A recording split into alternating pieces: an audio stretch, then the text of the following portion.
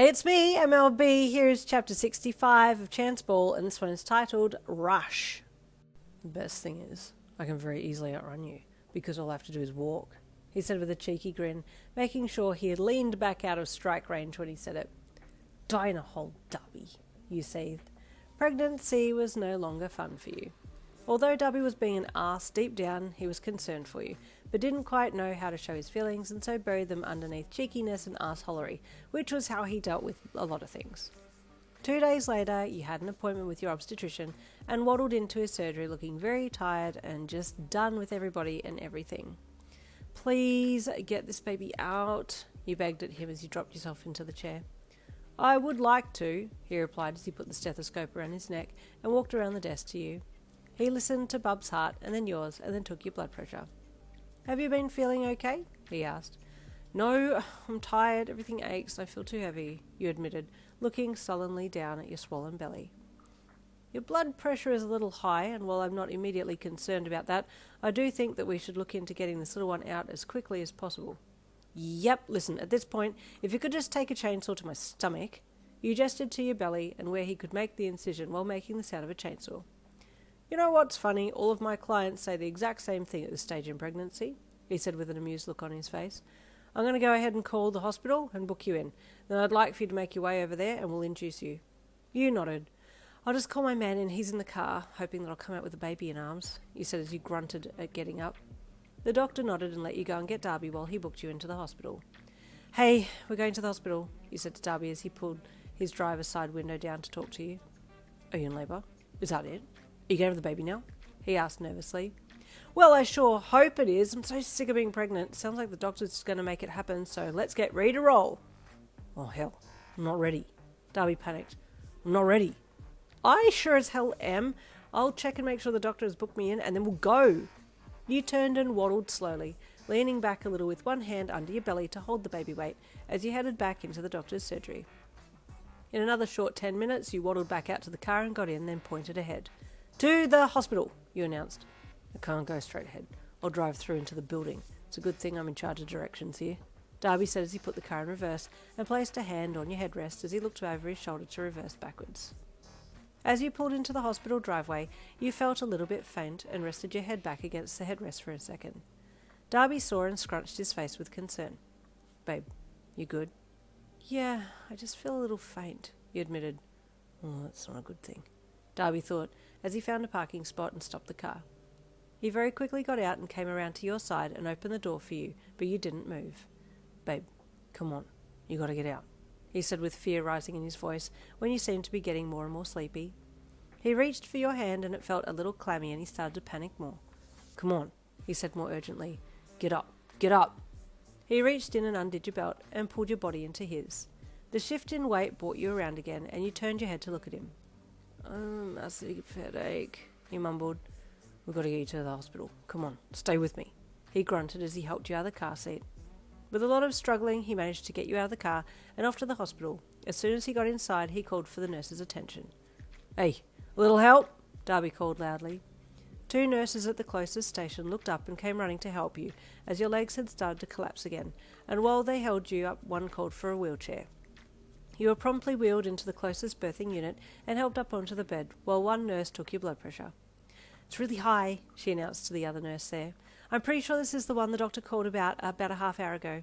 Yeah, it is, Dabi said, still worried about your well-being. Just then a senior nurse came in with some equipment and got her other nurses into work mode, all of them milling around you and getting you ready for something. Dabi stepped back and watched as they tottled around you, fixing your lines and injecting you with other things. As they moved away a little, Dabi came back to the head of the table and held your hand in his. You weren't exactly with it and only vaguely remembered this part. The next thing you remembered was excruciating pain and a voice calling your name from the end of the hospital bed. You let out a loud, pain-filled cry and opened your eyes. Yen, you need to push, honey, the voice said. Big push for me. Another round of excruciating pain and you hollered out again and pushed. That's it, well done, love. Again if you can, we just need 2 more pushes and you'll be done. Come on now, the voice encouraged. Just then Dabi's voice interrupted. Holy crap, is that the head? Is that the head? Oh crap. Can someone please get him out of here? The first voice asked, and you heard Darby's voice getting a little distant as he was swiftly removed from the end of the bed so he couldn't make comments on your little one being birthed. "Darby!" you groaned before wailing again as the next round of searing pain shot through you. "Help her! Help her!" Darby called to the nurses as one held him back. "Hun, we're doing our best. Everything's fine," the nurse at the end of the bed said to Darby in a calm yet firm voice. Just then your little one's head crowned, and in the next push the rest of the little body followed, and with it a groan of relief from you and the excited gasps of the nurses as they mingled around to attend to the newly born bub. "Yin! Yin!" Darby called as he forced his way past the nurse and grabbed for you over the rails of the hospital bed. "Babe, you did it. You did it. She's out." Then he looked up and over at the nurse who was weighing your baby. "She's a girl, isn't she?" he asked. "Yes," the nurse who was weighing the baby said with a smile. "A little girl, 3.5 kilo. She's a good size." "Is she okay?" you asked feebly, shaking from the post-delivery hormones. "She's just fine, dear. You did a great job," the nurse said sweetly, as she lifted your little baby up and then brought her over for some skin-to-skin contact. You opened your quivering arms and took her in, and then rested her between your breasts and held her to yourself like this was the last day you'd ever hold her. You weren't exactly sure why, but at that moment you were overcome with emotion and burst into tears. Darby, too, was fighting the emotion and just kept saying, "Hey, you did it, don't cry." But that only made you cry more. While you and Darby and your little girl got acquainted, the nurses still milled around the room, checking leads and cords and giving you injections of different types and checking things between your thighs.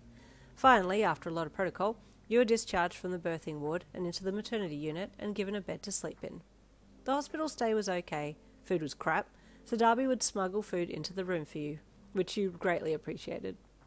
Your little girl was a perfect sleeper and would just doze off anywhere, anytime. Most of the time, it was either on your or Darby's chest, but you were so tired that you didn't care and would let her sleep on you for just a few more minutes of sleep.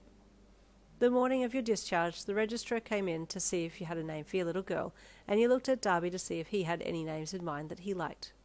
"Koemi," he replied when he saw you waiting on him to decide. "I like Koemi." "Okay," the registrar said as she pulled out a pen to write the name down. "Koemi Todoroki." "I love it," you said softly with a smile to Darby as he reached into the plastic hospital crib on wheels and lifted the sleeping bundle out. "Yeah," he whispered softly, looking down at her with softness in his eyes that you hadn't seen before. "My little smile." The registrar smiled and turned her attention to you. "Okay, Yin, you'll be able to head home this afternoon, so I'll go and get everything ready for your discharge. I'll be back when you're ready to leave. Congratulations again on your little bundle." "Thank you," you said softly as she left. "We'll be heading home soon," Darby said to his baby girl as she remained sleeping in his arms. "Yeah, just the three of us," you said with a smile at him. He grinned and walked over to give you a kiss on the forehead. "I don't give out compliments much, but you did an amazing job," he said to you. "If you don't want any more kids, I completely understand. That birthing crap is off the charts, man. I saw everything," he said with a traumatized look on his face while a shiver ran down his spine. "You seem more traumatized than I do," you chuckled. "We'll see how we go with this little miss. I'll let you know about the other kids, possibly in the future." "Yeah, okay," he said as he looked back down at Koemi. "She's perfect," he mumbled lovingly. As promised, you were released from hospital that afternoon, and so, with baby Kay safely tucked in her car seat, you drove home and prepared to set up her room. She had slept the whole car ride home, and then woke briefly for a feed and then went back down for another snooze, so you just put her in a new cot in her own big room and then tiptoed out. "That room seems so big with her in there by herself," you said to Darby as you slowly walked to the kitchen. You were still a little tender down there, and the swelling hadn't quite gone down yet, so your movements were a little more slow and calculated than usual. "She's sleeping just fine," Darby replied, eyes glued to the baby monitor that he had in hand. "That's such a good monitor," you said, resting your head on his shoulder as you both stood there and watched her sleep. 20 minutes passed and you were both still standing there just watching her on the monitor. Are we going to eat, or are we just going to stand here and watch her sleep?" you asked with a chuckle, when you realised you were literally doing nothing. "Oh, yeah, food. What do you want?" he asked, handing the monitor to you and turning to rummage through the cupboards. "I'm easy," you replied, eyes still glued to the screen.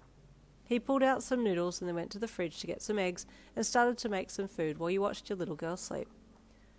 Tomorrow, we've got to go to the births registry and register her," you said idly. "Would you mind driving us in?" "Yeah, sure," he replied. "Need to get some more nappies too." But we have 5 packets. We need more. He replied. She goes through like 10 a day. What? Really? You counted? You asked. Yeah, he replied, like it was a normal thing to count how many nappies she went through. Oh, okay. You looked back down at the monitor. Okay, food's ready, he announced, pulling the food off the stovetop and pulling 2 plates out.